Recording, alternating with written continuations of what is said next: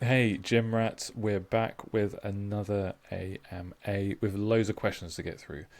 We hit some technical issues which stopped them for a week or two, but I'm super glad to be back. Um, Largely because I just enjoy doing this. Like some of you may not get a lot of value. I hope you do. I hope you get loads of value out of these. This is why we build them. It's why we take the time to collate these questions and put these together. Um, but I just kind of love doing it anyway. I love chatting about this stuff. I love chatting about nutrition. I love chatting about fitness. I love working closely with you guys as well. So I'm really glad we're back. We've got a lot of questions to get through. We've bucketed these into three different sections. So let's dive into it. But for those of you who don't know me, my name is Robert. I'm a fitness and nutrition consultant. I have a company called Bridges, specializing in Gen Pop fitness and nutrition consultancy. Not a bodybuilder, not a powerlifter. I feel like I have to say that every time because look at me. I am 6'7", so you know there's mass there. It's just stretched out. These are my credentials: sports science degree, certifications, yada yada yada, all that stuff that you don't care about, but putting it up there anyway, just to let you guys know that I'm not, just walking into this with no background. I've been doing this for quite a few years now, but that's who I am. I'm also known as the GainsSloth. You'll see me in the Discord server, helping you guys out where I can. Just love spending time with you guys and just helping people where I can. So that's why we're doing this. But let's dive into this AMA. So, as I mentioned, we have a lot of questions to get through. I'm going to try and rattle through these as fast as I can. For those of you who've seen the last couple of these, I do ramble a bit, and I try to not. I try to hold back as much as I possibly can, but there's just so much information that I just feel is super useful for you guys. But I'll try and keep it as concise as I possibly can. But that's going to be quite difficult, especially with our first subject, which is about steroids. So Tony asked, one of the first questions we got was, how do steroids work? When we pinged everyone and got the questions through, one of the top ones was, how do steroids work? And I laughed initially because I thought, typical, this is going to be the first question that is asked. I kind of took it a bit trolly to begin with, but I think it's a really important one to start with. And I think it's a really important one just to get out the way. Now, naturally, we have a zero peds talk rule in the server. But when this came through, I spoke with the admins and suggested it would be good to at least touch on this question from an educational standpoint, right? How do they work? Why do people take them? And why shouldn't you take them? So, to be upfront, I'm ambivalent when it comes to steroids. There's a part of me that wants to take them just to see the outcome, and there's another part that understands the risks and probably never will. But I also know people who take them and support their safe usage. I think it's not to drift into a complete tangent, but this is kind of my opinion when it comes to most substances, right? If there's safe usage, take them. If there's a path to safety, of safe usage, and I think you should take them.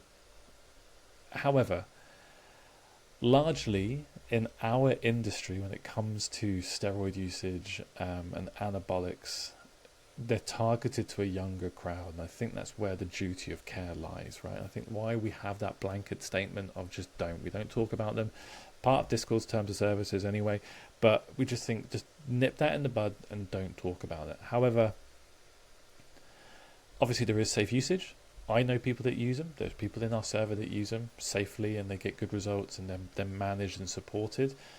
And I understand where that curiosity comes from a younger audience. So I asked if we could just relax a bit and just talk about this from an education standpoint without actually going into specifics. I think it's important for you to understand is, when it comes to what they are and how do they work, I'm not a steroid expert, obviously, look at me. But I know enough, and considering we wouldn't want to give you the tools to buy and use them, probably the best person to answer this question, because I can't possibly go into specifics because I don't have that lived experience. So there's so many different generic categories and trade names of anabolic steroids, and they sit in different buckets of oral, injectable, and topical. But the most common usage is oral usage or injecting. Now, in short, anabolic steroids are essentially the synthetic derivatives of testosterone, that male sex hormone. And there are many, many derivatives, which is why you kind of hear people talk about their stack or stacking them. They're essentially taking different drugs simultaneously to increase the potency of each other. Right? The dual usage will essentially increase just how effective some of the other ones are. And to get the best bang for your buck, obviously, if you're really, really keen to get the most benefits, you're going to want to take them in the best way possible.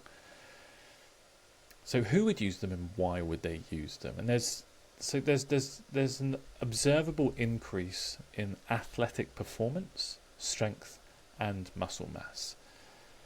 Now, results of those are very much variable based on the training status of the person using them, as well as the amount of steroids that person has taken. But that's the benefit, right? It's the aiming for athletic performance, it's aiming for strength increases, and obviously for a lot of people out there, that the most interested in it is that increase in lean tissue and lean muscle mass. How does that occur? Well, an increase in test is directly related to an increase in muscle protein synthesis.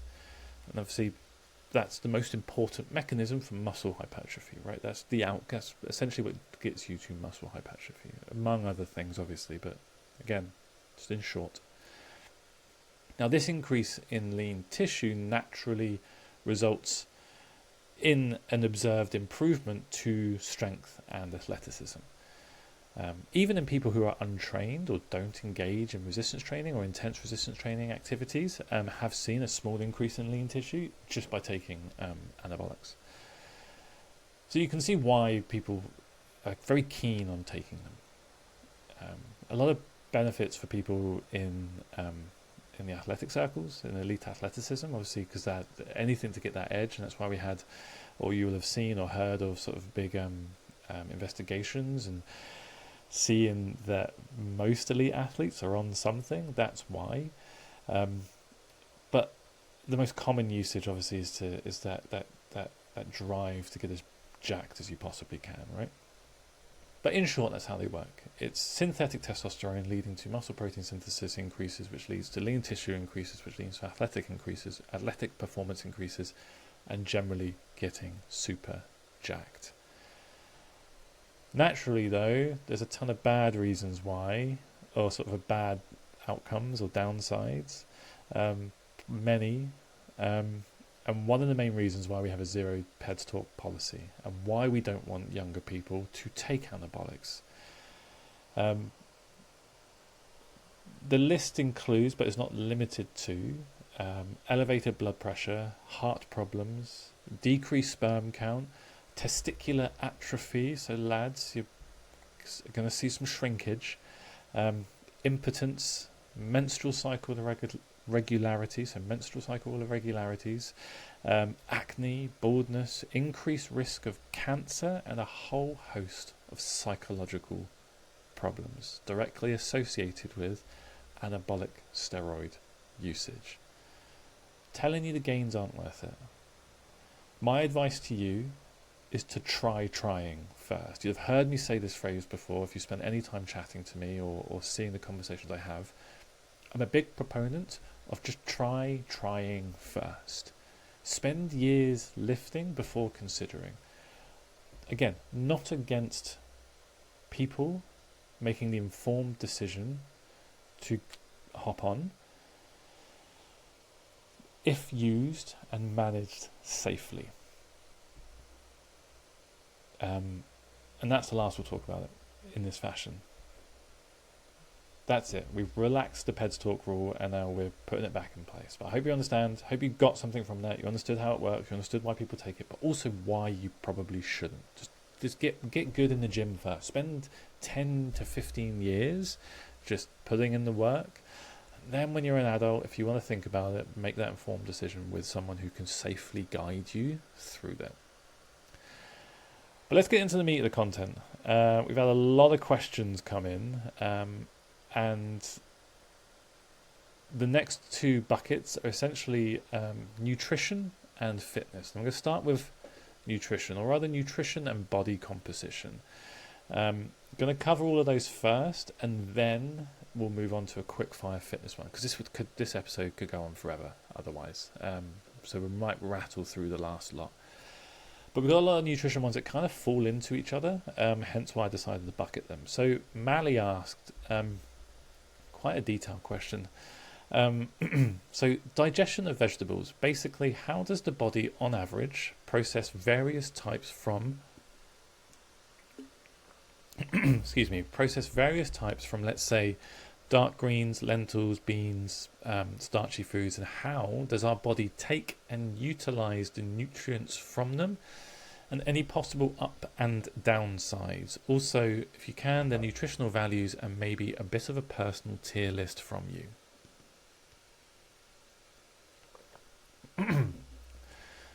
So it's a great question to kick off the nutrition aspect. And I'm not going to go into super specifics about each vegetable type here, because I think we could get caught up in the weeds. But instead, I'm going to go through the process of eating and digestion. I'm going to get basic science on you, and then that will hopefully answer the question as we go. So first things first is what happens when we start eating. What's the first thing we do? Is we put the food in our mouth and we chew, right? We physically break down food in our mouth. That kicks off the digestion process. So saliva essentially releases enzymes, which starts breaking down starch, which is a type of carb, into simple sugars, and that can quickly enter the bloodstream. I don't know if you've seen like athletes who kind of do mouth washes. They kind of put something in the mouth, they like a fluid in the mouth and spit it out. It's like a real fast carb. It's just a way to get simple sugars and simple carbs into the bloodstream quickly. It happens in the mouth. So that's what you're doing. You're breaking down the foods. You're releasing some enzymes to initially start that digestion, to get those breaking down that starch. And then what happens is the food goes down to your stomach. So in your stomach, stomach acid then further breaks it down to kill any like harmful bacteria. And then another enzyme is released to help with protein digestion. So that's where that kicks off, but not so much nutrient absorption. The food then just needs to move further and further down. It's essentially pushed then into the small intestine, which is where the bulk of that absorption happens. And it's here that carbs, fats, proteins, and other nutrients are then all broken down into their constituent parts, taken off into the bloodstream to go where they're needed. Everything else then gets pushed into the large intestine, where there's some final digestion of fibers and fats that happen, but then everything is largely just pushed out of the body. So that's essentially how nutrient absorption happens. It goes through the food goes through those stages. Enzymes come, breaks food down, takes what it needs into the bloodstream, and then just transports it. When it comes to your leafy greens, your lentils, your starch, all that digestion and absorption actually starts to happen in the mouth. So you're breaking down the food, breaking down the cell walls of the leafy greens, digesting the starch with the saliva, and then through each stage, the body then takes everything that it needs. As far as ups and downsides in my personal tier list, I'm pretty ambivalent, if I'm honest. Similar to the steroid discussion we just had. I think from a nutrition standpoint, we are shown time and time again that we really just need variety, and that's where I stand. Just as long as you've got diverse foods in your diet, you're not ignoring your greens, your leafy greens, your veg, your lentils, your meats, your proteins, and you just get varieties across all stages, you're good. Big believer in focusing on the leafy greens and fibre as well as protein. So when a client comes to me and we start talking nutrition, the first thing I'm interested in really is how much protein you're getting, but also how much fibre and veg are you getting. Everything else I'm fine with. I just want to get those three down first, because that's where a lot of people fall down, and we've seen time and time again how good plants and fibre is to our health, our gut health in particular. Research just keeps showing us that the gut-brain connection is real. And anecdotally, when I added more plant variety to mine and my wife's diet, the change in physical and mental health was just incredible. That's not to say that I'm a vegan. I'm very much an omnivore, but it shouldn't be forgotten just because eating plants is seen as a bougie vegan move. It's good for us. So get a variety of plants, lentils, fibre, as well as your chicken and rice, and you'll be good. Yo asks, what's the difference between gaining muscle and gaining weight, and what's the difference in the diet for both of them? So this has actually come up quite a lot in the server, so I think it's important to focus on this. The difference between gaining muscle and gaining weight is that weight is your overall weight. Sounds really silly, but it is. Gaining weight just means gaining mass, just gaining, increasing your relationship with gravity. Everything that makes you, you, and the number on the scale that kind of is equated to. If you just want to gain weight, eat in a calorie surplus. Those surplus calories will be stored as body fat. And the more you increase that, the more weight you'll gain, right? Excess calories is stored as adipose tissue, it's stored as body fat. That's where surplus calories go. They don't really serve a lot of... once your calories have been used up within your total daily energy expenditure needs, anything extra that your body hasn't used that day will get stored as fat. So the more surplus calories you consume over time, the more the scale will increase, the more your weight increases. If you want to gain muscle, you can do so without necessarily gaining weight. You can even do it whilst losing weight. You can see muscle mass increases whilst your overall weight reduces. Muscle hypertrophy is not calorie driven. It's stimulus and protein driven. You stimulate the muscles in the gym, provide a challenge, resistance through weightlifting. This tells the body that it needs more muscles to overcome the same challenge next time. You feed the body protein, which provides amino acids, or the building blocks of muscle, and then muscles are built then over time. That's a separate process to just gaining weight. So the difference is gaining weight is just building mass, creating more mass. Gaining muscle is about specifically building muscle, which can happen independent of gaining weight.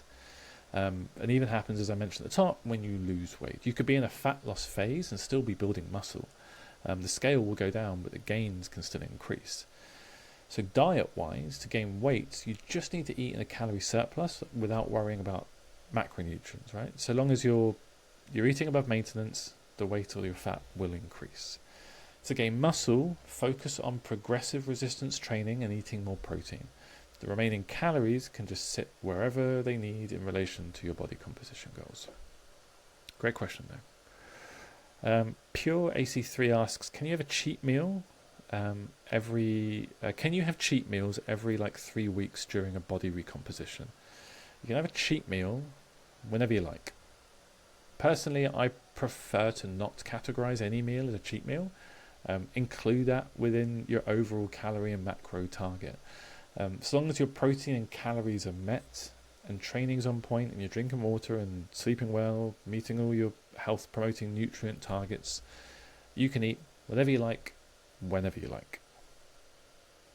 So Anishtup Gosh, apologies if I butchered that, asks a kind of biggest question, which I'm going to try and split up as we go.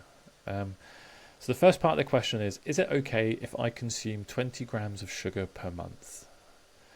Now, I'm assuming that's 20 grams of added sugar per month. I'm not entirely sure, actually, do you mean per month total or per day per month? But the answer is generally yes, regardless of where that lies. It's a relatively small amount of added sugar. Sugar shouldn't be feared, in my opinion. Refined sugar can have its place. It's just refined carbohydrates. Most of Western society could probably do with reducing their intake, but they're well above 20 grams of added sugar per day, so I think it'll be fine. They then go on to ask, and can I order from Burger King and then give an order, or from Domino's and gives their order 3 to 4 times a year at max? My answer to that is, I'm not your dad. You can eat what you like. Those foods obviously have their place. So long as they're not making up the bulk of your diet, you can eat them. Just Friday, I had a McDonald's for lunch and nuggets in the evening, so you're good, my friend. I am just a teenager and do HIIT weight training. So at max, should I consume 1.3 grams of protein per kg of body weight or 1.6? I would probably keep that at 1.6 or above, just to be safe. I solely rely on food for protein, don't use any powder, and have been going to the gym consistently for the last 7 months. Awesome. I also have a little bit of fat in the belly, but I gain muscle very quickly. I'm bulking right now. What can I do about it? Probably wouldn't worry about the fat in your belly. If you're building muscle and your surplus isn't too far above maintenance, that will become unnoticeable in about a year. But you're a teen, man. Don't worry about things too much at this stage. I wouldn't even worry about all of the questions you've asked that I've answered. Just lift, eat well, sleep well, enjoy the gains you'll make as a teen, and just refine things when you're older. But have fun. You're doing great things starting this early. You're doing more than most kids, so most teens, most adults, really. So just enjoy it. Enjoy what you're doing.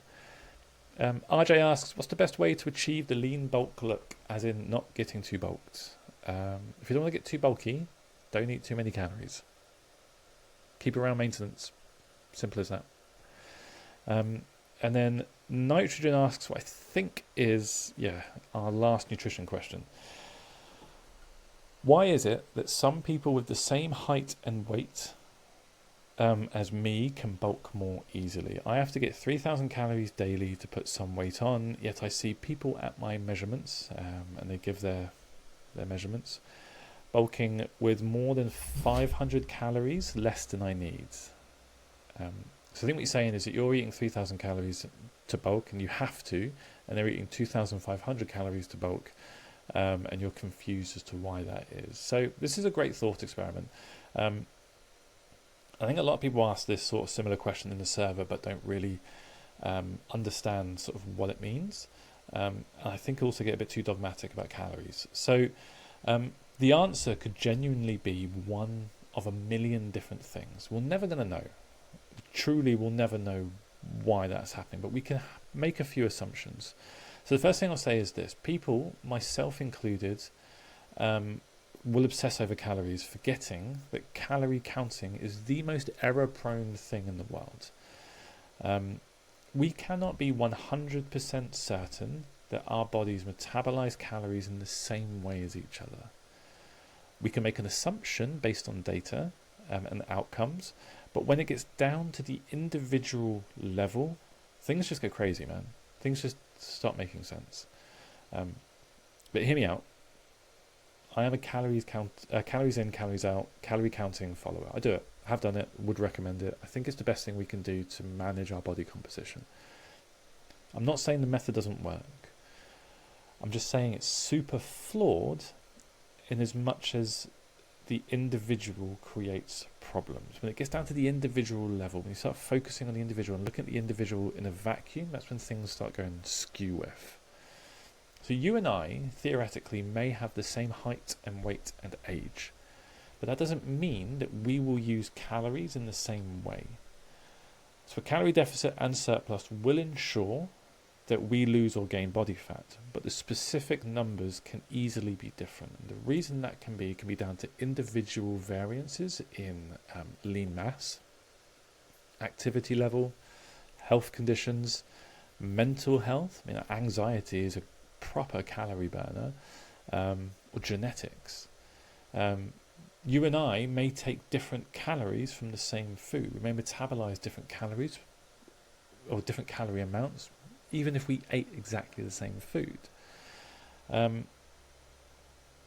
We might have different activity levels. We might be, I might pace more. My NEAT, my non-exercise activity thermogenesis, so my walking in the day, the activity outside of the gym may be higher than yours, meaning I'm just going to burn more calories naturally. I'm sat here with my kind of foot twitching, my leg twitching. That's going to be burning calories. You might be sitting there pretty chill. So there's many reasons why, down to the individual physiological level, that could be the reason. But also, people in general are just terrible at tracking. Your numbers might be wrong. It's simple as. You might think that you're super on point, but your actual tracking may be wrong. The food labels and the app that you use might have variances in its data. The food labels themselves are allowed to be 20% incorrect. So it might say 500 calories, but the actual calorie content could be 20% higher or lower. We'll just never know, because legally we're allowed to, we have that margin of error. So if you think about it, food labels can be 20% off. Individual variances are going to mean that we might have 20% differences in how we metabolize calories compared to each other, meaning that that number just gets bigger and bigger. So don't worry about it is my answer. Generally, don't worry about it. Just get your head down, put in the work, just don't compare. Comparison is the thief of joy and all that. Especially when it comes to calories, it's just a waste of energy, or a waste of calories, if you will. So those are some amazing nutrition and body composition questions. We went into a lot of detail there. I hope you got a lot of value out of that. I'm now going to go into the fitness ones, but we're already at the 25-minute mark. So I'm going to quick fire these, but hopefully still give you the value that you need and give them the respect. So C-Bummed asks, what exercises would work best for lower back? In what way is my question. Are we talking about strengthening the lower back, or are we talking about lower back hypertrophy? As someone who has a history of bad backs, I fixed my bad back through deadlifting. I lost all my lower back pain, just dissipated when I started deadlifting, or rather just hip hinging in general. So that would help strengthen it. Hypertrophy wise, don't really get a lot of hypertrophy out of the lower back compared to other muscles. It's fairly small. I'd say extensions, or some other hip hinge that's loaded progressively over time. Travel Chimp asks how to train the rotator cuff in the back. What exercise works best? I'm assuming they mean the muscles at the back of the rotator cuff, so the posterior muscles. It's honestly not really my area, but thinking about the point of that muscle from external rotation, I think maybe a face pull or some kind of fly. Really depends on what your aim is. If it's rehab, you probably need to regress to maybe a banded exercise, maybe a band pull-aparts or something like that, but I'm not sure. Thickman asks, what are some main calisthenics exercises for abs? Again, another one I'm not really a specialist in, because I'm not a calisthenics guy. My initial reaction is going to be sit-ups and leg raises. I don't do a lot of ab work, if I'm honest. I don't prescribe a lot of ab work either, but if you head on over to the calisthenics channel in the Discord, one of the trainers there might be able to offer some advice. Mackie asks, how do you prepare yourself as a gym or lifting beginner to avoid injuries? Nail the technique without ego lifting. In short, if you want a longer answer, the biggest issue with new lifters is really just having poor understanding of technique and just going for heavy lifts. You need to respect the movement. This isn't me saying that there's inherently a massive risk of injury when it comes to lifting, but you need to understand the core steps of the movement. Like if we look at something like a deadlift, which a lot of people say is too high risk reward and all that nonsense, there are specific technique points you have to hit for a proper safe deadlift. It's a complex movement, it's a complex technique, but once that technique is nailed, and you could nail technique for across most movements in like a day or two, so just give it the time, you then just start progressing. Injury is largely down to poor load management and poor technique. So rushing when you have no idea what you're doing, essentially. So just spend time learning before adding too much weight. Notice that I said technique and not form with that answer. So your form will be largely unique in relation to your body, your proportions, and how you perform that technique safely. Like a lot of people obsess over like trying to get like super straight back in a deadlift. I keep using deadlift because people worry about that the most, but getting a super safe or super straight dead back in a deadlift, right? People super worry about that. It doesn't have to be super straight. You can have some curvature. It's absolutely fine. Your proportions, your anatomy might require it, and you can still perform at the necessary technique, the necessary steps to perform a safe deadlift with your form looking slightly different to everyone else. So in short, just make sure you understand the movement, you respect the movement, you understand the technique. Like I said, injury comes down to poor load management and poor understanding of technique, or poor approach to the technique and the movement. How do you deal with your mental health? So this is Hims asking, how do you deal with your mental health and how do you push through the body dysmorphia even when you're starting out? So I try very hard not to compare myself to other people and simply focus on my own goals. I'd be lying if I said I didn't care about how my body looks. I guess I do have some dysmorphia, but my overall goals are separate to aesthetic goals. So I try not to compare my physique to others, and I think it's important for everyone else to do that as well. Just focus on yourself, be the better version of yourself. Focus on your own lifting and your own performance goals.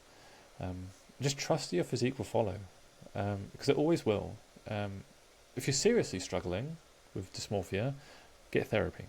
Really helps. But set goals that are unrelated to how your body looks and are more in line with how it performs.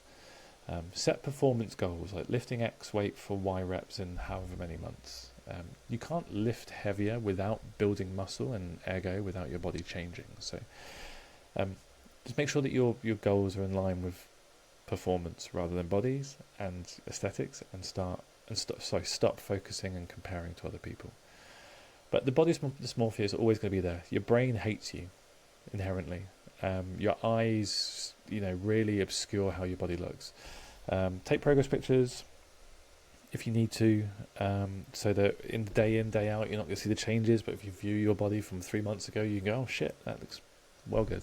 I really have put the work in there. I have changed. That's one way to combat it. But massively promote setting performance goals rather than aesthetic goals, because the body just changes so slowly. Nuti asks, power lifting or bodybuilding, personal opinion for a young man? Whichever you want, man. I've done both. I'm currently doing neither. You can do both at the same time. If you have no plans to compete in either powerlifting or bodybuilding, just pick something in the middle that has you lifting heavy in the compounds but also has a nice range of isolation movements. Error asks, what's the best thing to do on rest days? Rest. Go for walks, hang out with friends and family, whatever you want. You don't have to be sedentary. I think that's the thing with rest days. People panic because, oh no, I did too much activity. I went on a massive hike on my rest day. Have I undone my progress? No, you're still resting. The idea of a rest day is to rest from the resistance training or the heavy loads from your program. But a rest day can be, quote, I hate the term, but active rest day. So you can be active, you can go for walks, hang out with friends, go for a bike ride, go for swimming or whatever. But just ultimately just rest. Stepping out from the gym, away from the weights room and just doing something else, I think is just the best thing to do for a rest day. So go for walks, hang out with your friends and family. Just you're free to do whatever brings you joy, essentially. Pacifist asks, I think this is the last question actually, is there a checklist to know what to take? So, is there a checklist to know when to take an extra rest day? I don't want to be lazy and point you to a different video or a different AMA, but I did a talk on overreaching, overtraining and burnout. I think it was actually the last one we recorded, so it's in the videos channel.